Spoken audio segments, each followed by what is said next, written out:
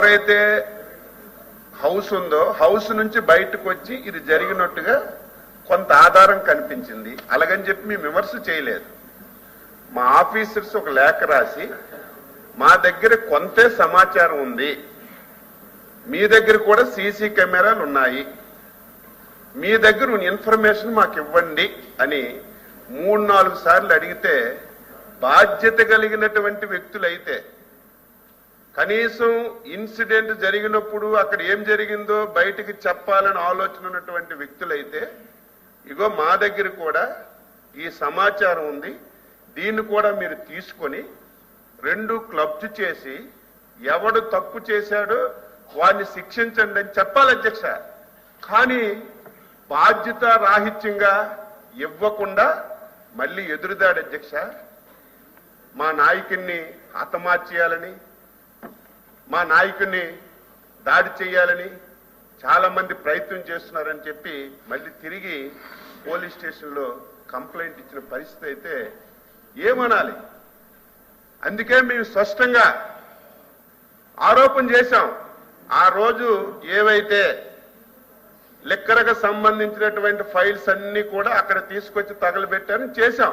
మీ దగ్గర CC camera ఉంది కదా, మీ దగ్గర ఇన్ఫర్మేషన్ ఉంది కదా, మీ ఇంట్లో నుంచే వచ్చినట్టుగా, మీ ఇల్లు అంటే మీ ఇల్లు కాదు, అక్కడ సంఘటన జరిగిన దగ్గర ఏ హౌస్ అయితే ఉందో ఆ హౌస్ నుంచి బయటకు వచ్చినట్టుగా ఆధారాలు ఉన్నాయి కదా.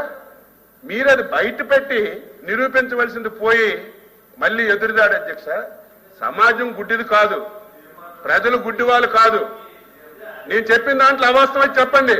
ఒక షాపింగ్ కాంప్లెక్స్ దగ్గర యాక్సిడెంట్ అయితే ఫైర్ది, ఆ షాపింగ్ కాంప్లెక్స్ లోకి వెళ్ళి సీసీ ఫుటేజ్ తీసుకుంటలేదు అధ్యక్ష, చెప్పండి. ఇది ఎక్కడైనా దేశంలో అన్ని దగ్గర జరుగుతుంది, ప్రపంచంలో జరుగుతుంది. ఇప్పుడు ప్రభుత్వాలు ఏం చేశాయి? ప్రైవేట్ అయినా సొంతమైనా గవర్నమెంట్దైనా కంపల్సరీగా సీసీ కెమెరాలు పెట్టాలని ఒక నిర్ణయం తీసుకొని సీసీ కెమెరాలు పెట్టిస్తుంటే ఇది రూలుకు వ్యతిరేకం, సభలో తప్పు మాట్లాడుతుంది. స్టాండ్ అయ్యాం. ఇప్పుడు కూడా అడుగుతున్నాం మీ ద్వారా, లేకపోతే మా చైర్మన్ గారి ద్వారా అడుగుతున్నాం ఆయనకి. ఆ రోజు జరిగిన సంఘటన డేట్ తో సహా మా గుంటూరు ఎస్పీ గారు 4 సార్లు లేఖలు రాశారు. మీ దగ్గర సమాచారం ఉంది, ఆ రోజు ఏం జరిగిందో సీసీ ఫుటేజ్ ఇవ్వండి అని చెప్తే ఇవ్వకుండా ఏదో ఇక్కడ వచ్చింది అపోజిషన్ లీడర్ అని మీరు ప్రతిసారి మైక్ ఇస్తుంటే ఆయన తెలివిగా మీ చేసుకోండి, గవర్నమెంట్ ఉంది, మీదే కదా గవర్నమెంట్, ఎంక్వైరీ చేసుకుని తెలివిగా మాట్లాడు. ఎంక్వైరీ చేశాం, వివరాలు అడిగాం, అడిగితే ఇవ్వకుండా తప్పించుకొని ఈ రకంగా ఎదురు దాడి చేయడం అనేది మంచిది కాదు. ఎవరు మాట్లాడినా బాధ్యతాయుతంగా మాట్లాడాలి, బాధ్యతాయుతంగా వ్యవహరించాలి. వ్యవహరించకుండా ఇష్టానుసారంగా మాట్లాడడం మంచి విధానం కాదు. బాధ్యతగా మాట్లాడుతున్నాం. అపోజిషన్ లీడర్ అని 10 సార్లు ఇవ్వడం కాదు, ఇది నా ప్రివిలేజ్. ఇది ఎవరో దయాదాక్షిణ్యంగా వచ్చిన ఇది కాదు, ఇది మా ప్రివిలేజ్. ఇది చట్టం నాకు ఇచ్చిన అవకాశం. దయచేసి మా మంత్రి గారు అది దృష్టిలో పెట్టుకుని మాట్లాడాలి. 10 సార్లు ఇస్తున్నాం కదా అని ఏదో మీ దయాదాక్షిణ్యం నేను ఇక్కడ మాట్లాడట్లేదు. దయచేసి నేను అడుగుతున్నా ఒకటే అధ్యక్ష, సంబంధి ఏదైతే వారు వచ్చి ఎంక్వైరీ చేశాను అన్నారు, ఫైన్, ప్రభుత్వం ఎంక్వైరీ చేసుకుంది, దాని మీద వచ్చి ఒక సిట్ కూడా వేసింది. ఆ సిట్ కూడా అందరినీ పిలుస్తుంది, అందరి దాకా స్టేట్మెంట్ కట్టించుకోనియండి. కానీ ఏదైతే మీరు అడుగుతుందో ఆ ఇంట్లో చెత్త కాల్చుకున్న ఆ సిసి ఫుటేజ్ ఇమ్మని ఆయన ఇవ్వలేదు అంటే దానికి అర్థం ఏంటి? ఎంక్వైరీ అవుతుంది కదా, దాన్ని సభలో వచ్చి ఆ తాడేపల్లి ప్యాలెస్ అనే ఆ వరుణ్ అని అది కరెక్ట్ కాదు కదా.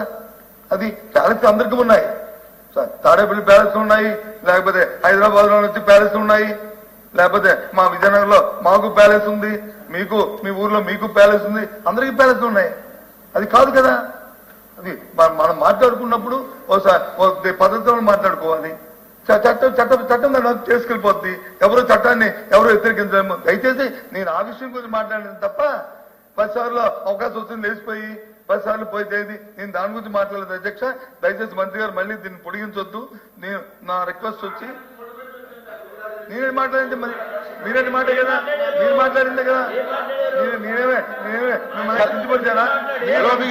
మాట్లాడారు మీరు నన్ను కించపరిచి మీ ఆలోచన నేనేమి ఎవరిని కించపరిచి మాట్లాడలేదు. మీరు ఏం కోరుతున్నారు చెప్పండి. నేను ఎవరిని కూడా వ్యక్తిగతంగా కించపరిచి మాట్లాడలేదు. ఏ వ్యక్తిత్వాలుగా చులకం చేసి మాట్లాడలేదు. ఏ వ్యక్తుల్ని చులకం చేసి మాట్లాడలేదు సభలో. కానీ వారు మాట్లాడే మాట నేను సమాధానం చెప్పాను తప్ప నేనేం చెప్పట్లేదు. దయచేసి నాకు సంబంధం లేని విషయం అది. మీ ఎంక్వైరీ జరుగుతుంది కాబట్టి ఎంక్వైరీలు నిజాలు బయటకు వస్తాయి. దాన్ని మాత్రం నేను రికార్డులో తొలగించమని మీ ద్వారా మిమ్మల్ని కోరుతున్నాను. నేను అపోజిషన్ లీడర్ గారికి మీరు దయాదాటి నేను అనలేదు. మీకు ఆ హక్కు ఉంది, మీకు ఇస్తున్నారు. ఇచ్చేటప్పుడు కరెక్ట్ గా మాట్లాడాలని సూచన చేశాను. అధ్యక్ష ఇప్పుడు కూడా ఒక బాధ్యతాయుతమైనటువంటి వ్యక్తి అయితే ఒక సంఘటన జరిగిందా లేదా అక్కడ మీరు పోలీస్ స్టేషన్కి వెళ్ళి మా లీడర్ తాలూకా ఇంటి ముందు ఫైర్ అయింది, మా లీడర్ కి చాలా ప్రమాదం ఉంది, రక్షణ కల్పించండి అని మీరు కంప్లైంట్ ఇచ్చారో లేదు చెప్పండి. మీరు కంప్లైంట్ ఇచ్చేటప్పుడు మా డిపార్ట్మెంట్ ఎంక్వైరీ చేసేటప్పుడు మీకు రిటర్న్ గా అడిగేటప్పుడు బాధ్యత కలిగిన వ్యక్తి అయితే పోనీ మీ దగ్గర కెమెరా లేకపోతే పర్లేదు, రికార్డ్ అవ్వకపోతే పర్లేదు, మీ దగ్గర కెమెరాల్లో రికార్డ్ అయింది, మీ దగ్గర ఉన్న సమాచారం కూడా మాకు ఇవ్వండి, మేము ఎవరు తప్పు చేశారో పట్టుకుంటామంటే ఇవ్వకుండా ఈరోజు ఎవరికైనా అనుమానం రాదా అధ్యక్ష? అనుమానం రాదా? మీరు తప్పు చేయకపోతే ఇవ్వాలి. మీరు తప్పు చేయకపోతే నిజంగా ఎవరైనా కావాలని చేసుంటే మీ దగ్గర ఉన్న ఇన్ఫర్మేషన్ ఇస్తే 2 నిమిషాలు పట్టు. అదే చెప్పాను నేనేం తప్పు మాట్లాడలేదు, అదే చెప్పాను, జరిగిన సంఘటనే చెప్పాను నేను.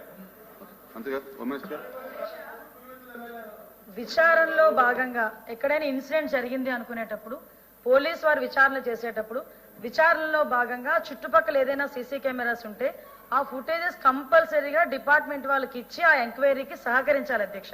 ఇది రూల్ అధ్యక్ష. అంతేగాని ఇప్పుడు మా దగ్గర జరిగింది మాకు రక్షణ ఇవ్వండి అని చెప్పి ఆ రోజు వైఎస్ఆర్సీపీ నాయకులందరూ పోలీస్ డిపార్ట్మెంట్ దగ్గరికి వెళ్ళి కంప్లైంట్ ఇచ్చారు. ఆ కంప్లైంట్ మీద మేము ఎంక్వైరీ చేస్తున్నాము, మీ దగ్గర సీసీటీవీ ఉంది కదా దాని ఫుటేజ్ ఇవ్వండి అంటే మేము ఇవ్వము అన్నారు అధ్యక్ష. కొన్ని రోజులు తర్వాతకు వచ్చేసరికి సీసీటీవీ పని చేయట్లేదు అని కూడా చెప్పారు అధ్యక్ష. నేనేమంటానంటే అధ్యక్ష, నిజంగా మీకు న్యాయం కావాలి, నిజంగా మీ నాయకుడికి రక్షణ లేదని మీరు భావిస్తే మేం జరుగుతున్న విచారణలో మీరు భాగస్వాములు అవ్వాలి, దానికి సహకరించాలి.